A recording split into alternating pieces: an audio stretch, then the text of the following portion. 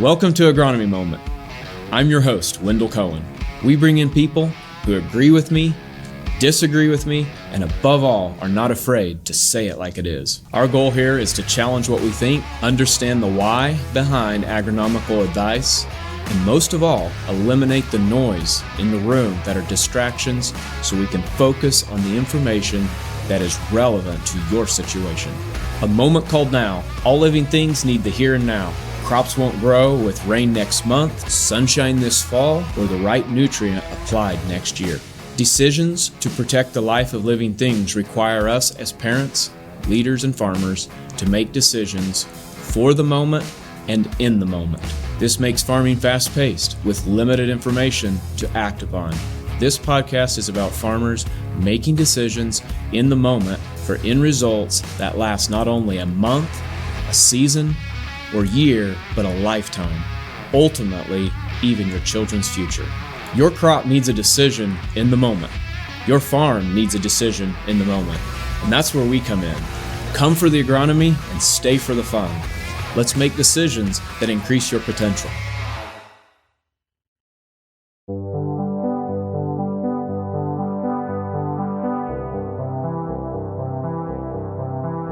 All right, welcome back everybody to Agronomy Moment. I'm joined here once again with Celena Kipping, our agronomist here for Western Missouri. And today we're going to talk a little bit about cold soils and the effects of cold soils on seed germination, a little bit about what happens with corn seeds when they feel the effects of cold water inhibition, and how to plan your planting season as you go forward to manage and balance planting on time and still that desire, of course, we all want to have those good conditions at the same time.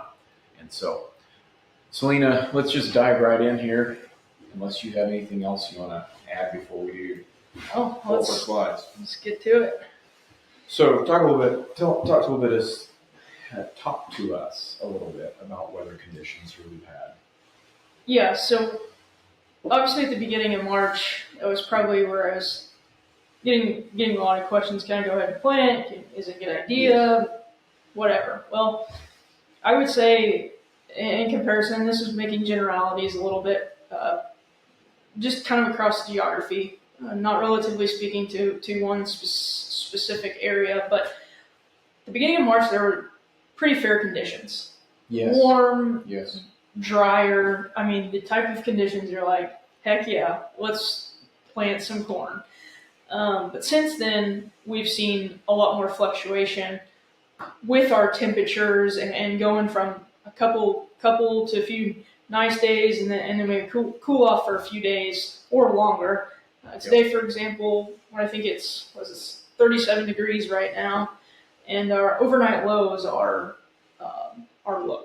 Yes. I guess you could say. So we're seeing mid-20s to mid-40 degree overnight lows. Yes. That's greatly affecting what our soils are doing in general. Now, we're going to dig into that a little bit more later on as we talk about different types of soils and residue and dry compared to moist conditions and what that looks like.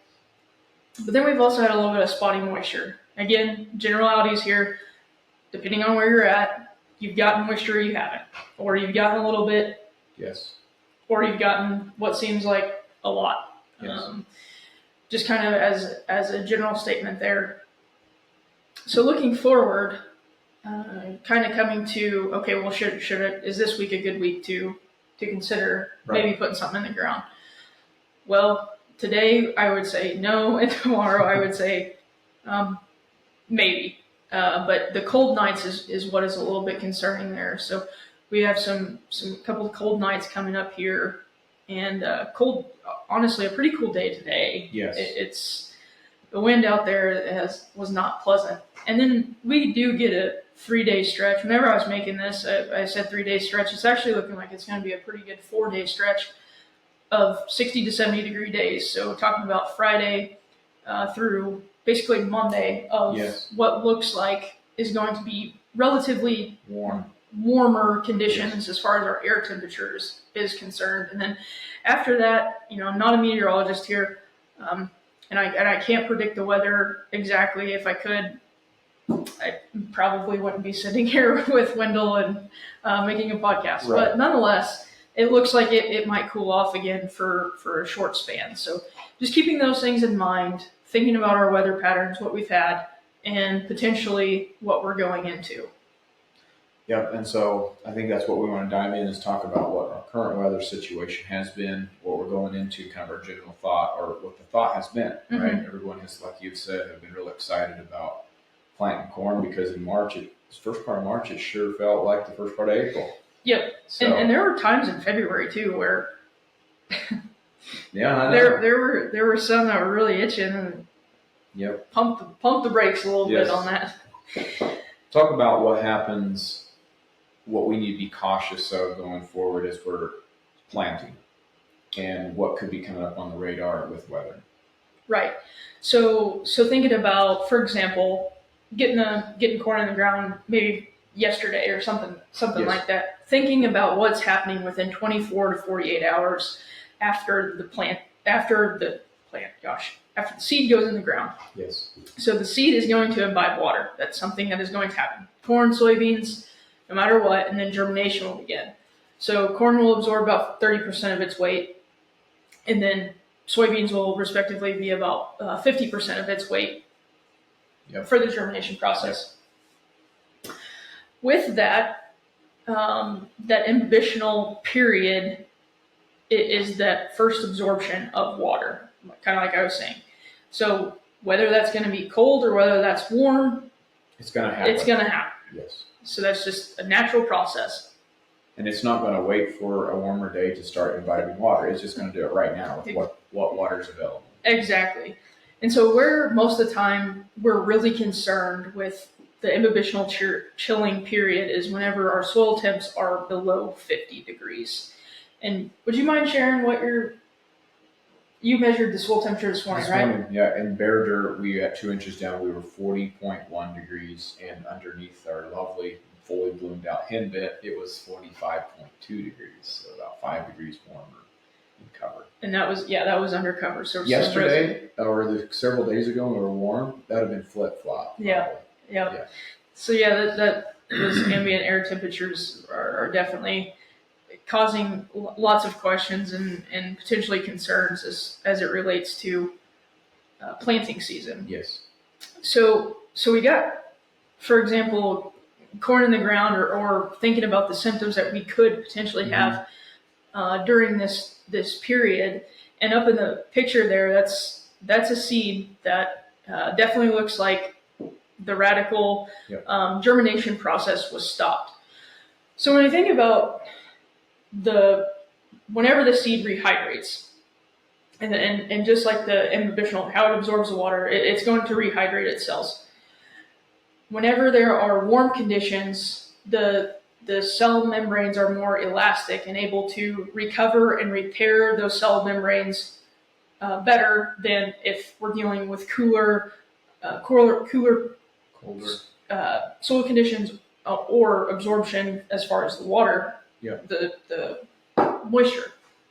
So they become less elastic and lead to the leaky cells. So just a little bit of the physiology, a little bit behind of why we see a swollen seed that essentially has made no progress. Well, I should say no, little evidence of germination progress in that photo. And it seems like at this point in time, it made a little bit of progress, and now it's terminated. Just nothing has changed now for 10 days. Yep. So that's kind of a common of what we would probably be seeing with imbibitional chilling. Sometimes, if we wait a little bit longer, we could maybe hard to decipher between if it was imbibitional chilling or a disease.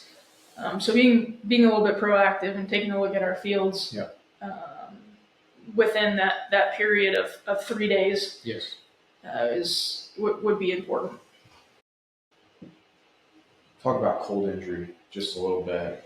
And this really gets really close in my mind of sometimes the symptomology can actually look very similar at times if the cold inhibition wasn't too severe. Mm-hmm. But let's talk about that a little bit, how they're different. So think about with imbibition injury, the very little progress made as far as the germination. Yeah. Well, when we look at cold injury, this is a change in soil temp after imbibition. Yep. So potentially, say for example, maybe we look at the forecast and we're going to plant corn on Thursday, and we get really good growing conditions or germination conditions for that seed in the soil 3 to 4 days after planting. For example, hypothetically speaking, it gets really cold. Soil temperature gets really cold. Well, these are some symptoms of what could happen after that. So we had successful germination, but then we have leaves, our mesocotyls are corkscrewed, leaf down underground, and a bunch of ugly looking corn seedlings as seen in those pictures on the screen. That's a lot of the symptoms that can be shown with cold injury. Not saying that we could see these injuries with imbibition as well, but just a little bit more of deciphering there to where you could have successful germination and then something go wrong, such as cold injury after that. Yes. Okay, talk about factors that go into making decisions. Well, maybe more factors that can affect the end result. So thinking about the longevity of cold soils, so the intensity and the duration that we get if we have our cold soils, cold days. 1 day of cold is not going to be as risky or as concerning as, say, consecutive days of 3 or cold. 4 nights of cold, low temps. Yep. So we think about the intensity and duration of the weather as far as that's concerned. Then we think about the soil moisture fluctuation. Yes. So a dry, dry soil compared to a moist soil. And a dry soil, we don't have as much insulation effect there as we do from a moist soil. So we can actually be more at risk in what we think are maybe a little bit could be our better or sandier soils with that dry soil. It says, oh well, that's better. It's drier right now. I know I can go plant that, but realize that we're also at a little bit higher of a risk there with the cold penetration into the soil particles there and dealing with those. And this is something here where I'm going to interject a little bit of the importance of planting at depth. Mm-hmm. Planting your corn at the proper depth helps buffer, allows a little more soil moisture to be over the top of the seed and allows you to buffer a little more of those cold temperature fluctuations as well as your moisture fluctuation. Yep. Some rain is also buffered by that deeper. Absolutely.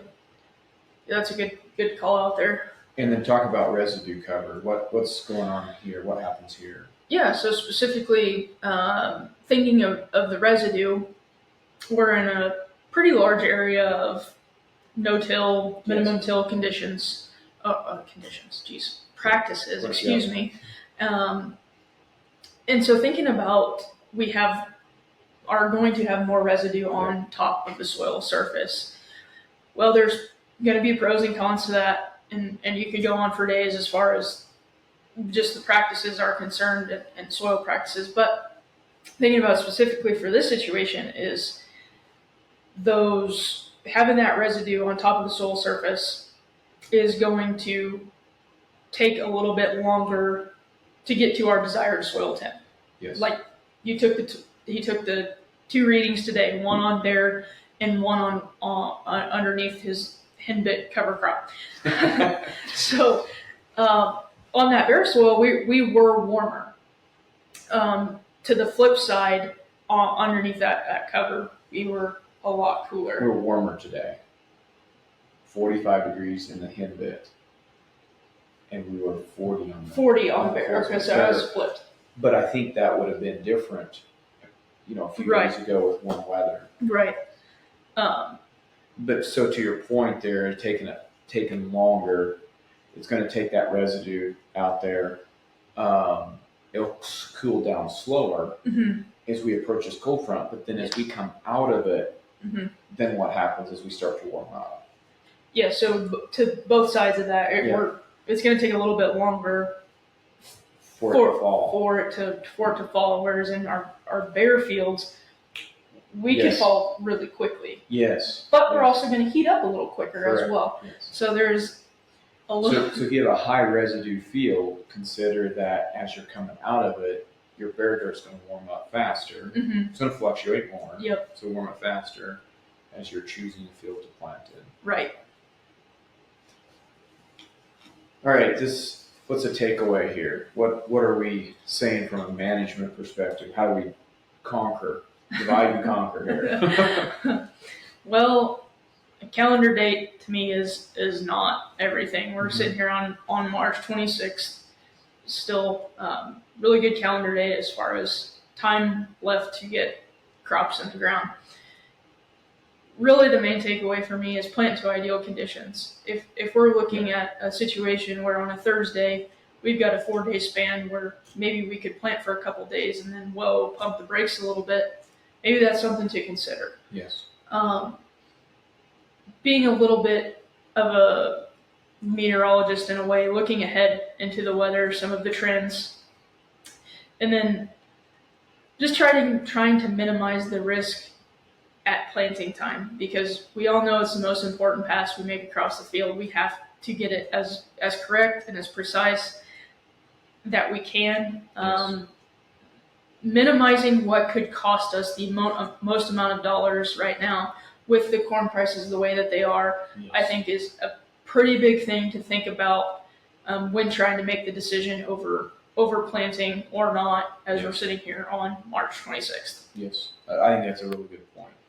The economics currently of the situation. Yep.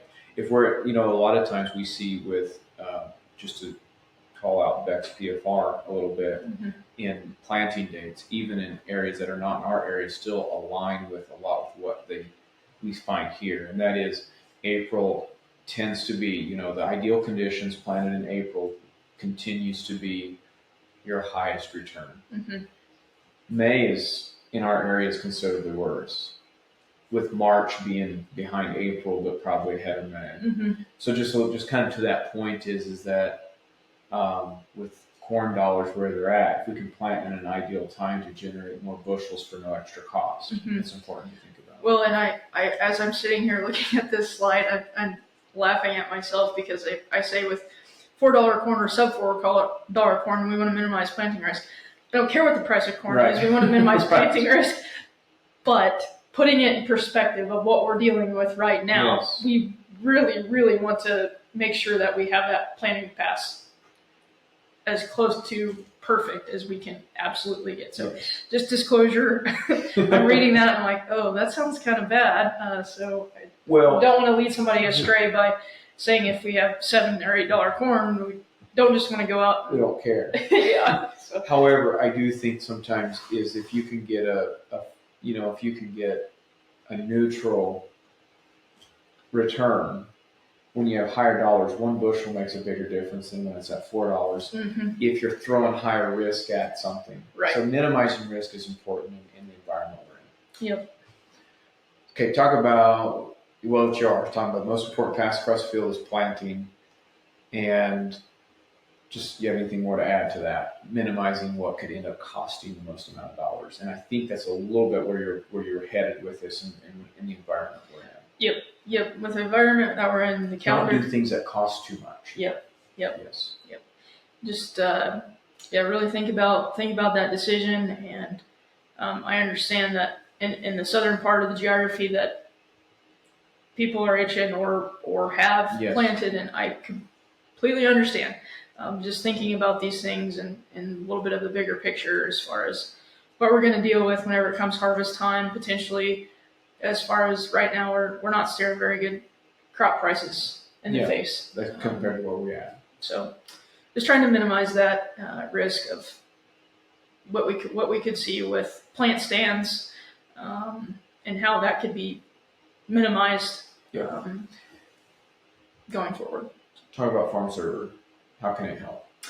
So Farm Server, the ready to plant model, can really help kind of give another maybe if you say reference, as far as, or another peace of mind, maybe, Right. as a tool to help say, okay, it's looking good for the next 4 days. Let's go plant. You can start planting, ready to plant. And to the flip side of that, we have it sees in its model a couple days of potential cooler rains or cooler temperatures, and taking the calendar date into consideration as well. Maybe we stop and don't get too anxious there, but I think that's a really good tool that we've come out with, that ready to plant. And To your point on the spotty rains idea, farm super tracks where the radar dropped more rain, so it might show a field that you weren't expecting to be ready to plant, and also be ready to plant. Yep. And What's typically ready? It's not. What's not ready here might be ready Yes. a couple miles, 5 miles Right. down the road. Anything else you want to add as we wrap up this podcast? Hopefully we hit it. If not, call us. Call us. Criticize. Tell us what we did wrong, what we did right. Tell us most importantly what we can do differently and improve. Thank you for watching. See you